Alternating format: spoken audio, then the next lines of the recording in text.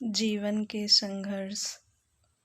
एक बार की बात है, एक छोटा सा परिवार था। वह परिवार बहुत ही दयनीय स्थिति से गुजर रहा था। परिवार हर समय संघर्ष कर रहा था। एक समस्या के हल होने पर दूसरी समस्या पीछे पड़ जाती थी।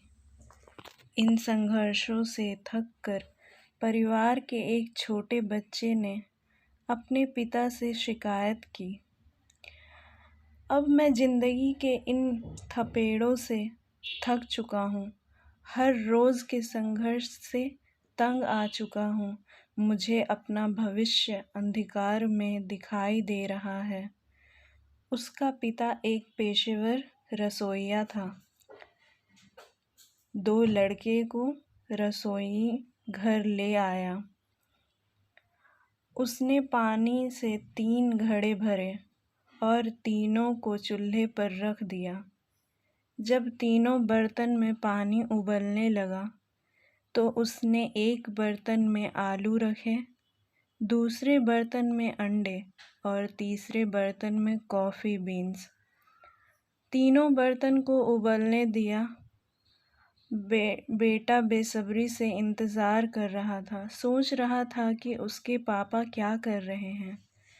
20 मिनट के बाद वह बर्नर बंद कर दिया। उसने आलू को बर्तन से बाहर निकाला और एक कटोरे में रखा। उसने अंडे को बाहर निकाला और उन्हें एक कटोरे में रखा।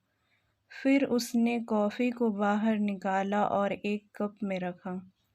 लड़के की ओर मुड़कर उसने पूछा, बेटा, तुम क्या देख रहे हो? आलू, अंडे और कॉफ़ी, उसने झट से जवाब दिया। करीब से देखो और आलू को छुओ। लड़के ने छुआ और कहा कि आलू नरम हो गए हैं।